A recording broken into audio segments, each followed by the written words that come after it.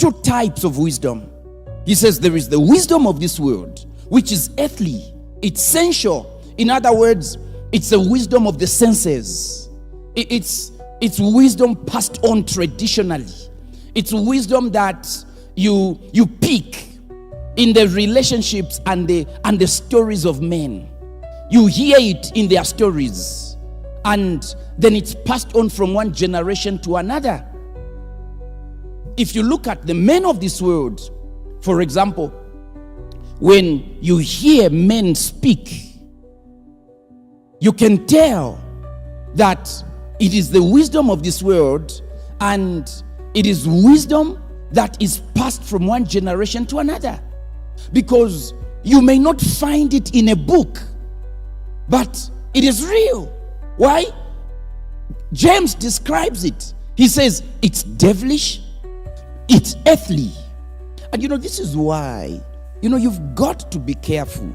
Because there are those that say, for me, this is a good saying. I love to read the writings of Shakespeare, Plato, and all those philosophers, to say, they give very practical wisdom. And my life has been built by reading those sayings of all those men. Now, that's what James is describing. He says it is earthly. He says it descendeth not from above.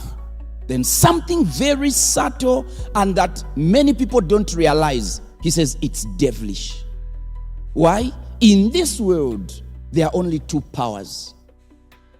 It is either that wisdom is being propagated by the power of God, or behind it is the power of Satan.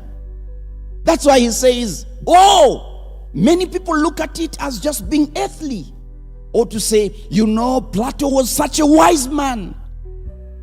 But James helps us to see beyond that earthly wisdom, behind that sensual wisdom that makes man to be able to relate with his senses, with the wisdom of the senses. He says it's devilish. It has its origin in Satan. Then the contrast is, he tells us, but then there's the wisdom of God.